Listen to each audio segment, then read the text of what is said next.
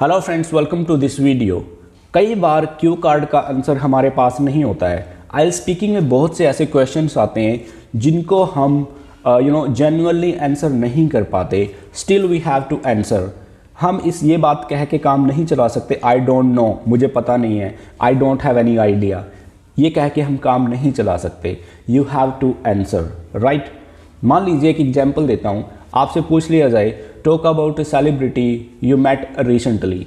Talk about a celebrity you met recently, लेकिन आप मिले नहीं हो, फिर भी इसका आंसर देना पड़ेगा आपको। Talk about a time when you spoke in foreign language.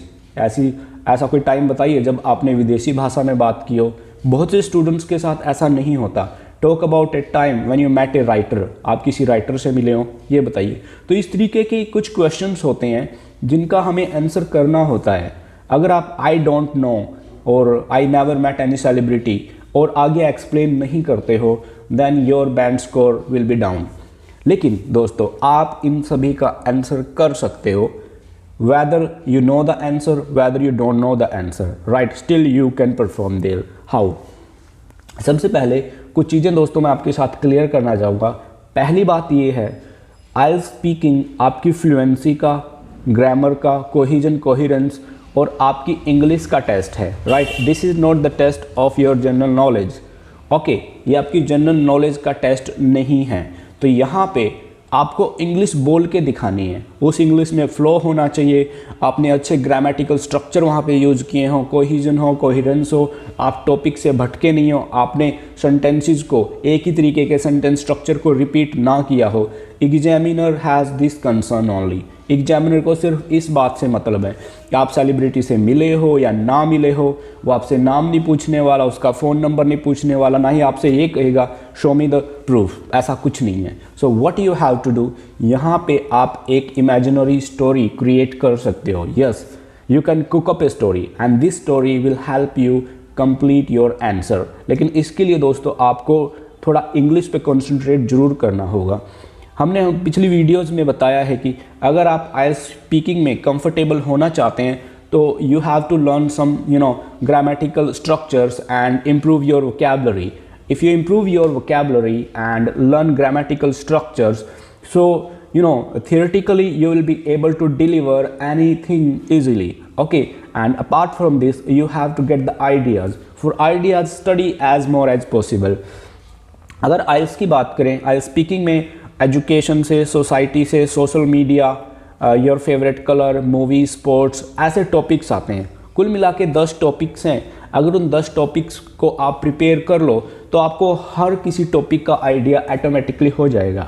अगर आपके पास आइडियाज़ हैं, अच्छी वोकैबुलरी है और ग्रामर आपने सीख लिया है, you will be able to handle आइल speaking very easily.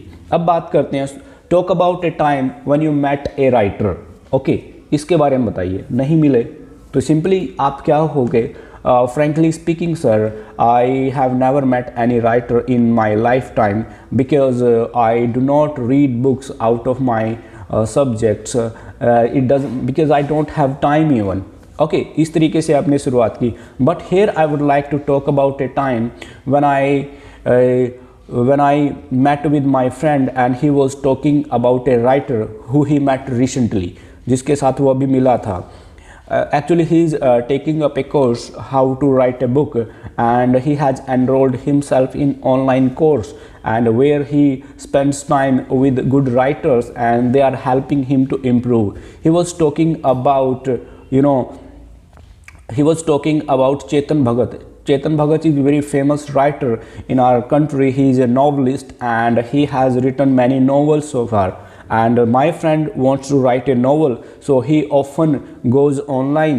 There he meets with that writer, and I have seen the picture of Chetan Bhagat and his book Two States is very famous. Even a movie has been made on that novel. तो आपने उस writer के बारे में बोल दिया, उससे related थोड़ी बहुत इन्फॉर्मेशन बोल दी, आप नहीं मिले फिर भी आपने राइटर का जिक्र कर दिया। You have done because you have answered the question here. आपने यहाँ पे आंसर कर दिया। सपोज एक एग्जाम्पल और लेते हैं, talk about a time when you went to a fish market. एक ऐसे टाइम की बात बताइए जब आप फिश मार्केट में गए हों। बहुत से हमारे फ्रेंड्स हैं जो they don't use non vegetarian items, so they don't go such places, लेकिन फिर भी आपको आंसर करना है. How will you do that? Frankly speaking, sir, I'm a non-vegetarian person since my childhood. I never eat, fish, chicken, and etc. Yeah, once I met with a friend who is non-veg.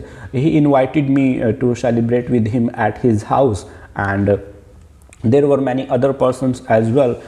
They ordered some non-vegetarian. So my friend asked me to go with him to a fish market. And there I saw that variety of fish were there, and sellers were shouting the varieties of fish and their price.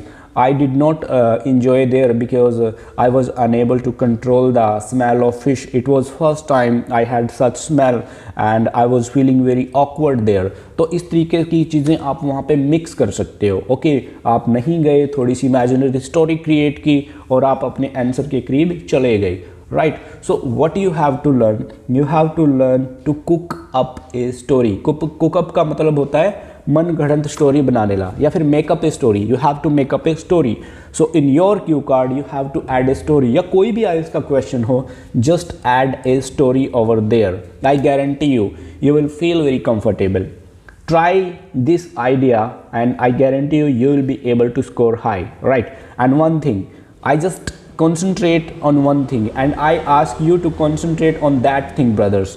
What you have to do, please improve your grammar and at least 500 academic words.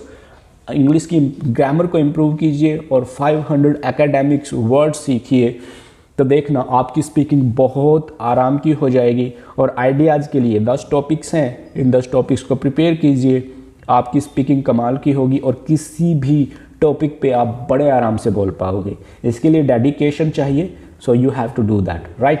उम्मीद करता हूँ कि इस video ने कुछ values आपको दी होंगी और you will be able to apply the tips and tricks that I have told you in this video, and I hope so, and you will up your score. Thank you so much for watching this video. अगर अभी तक आपने हमारे channel को subscribe नहीं किया है, please do it now because we will bring more exciting videos related to IELTS and English so we can benefit you a lot. Thank you so much. See you next time.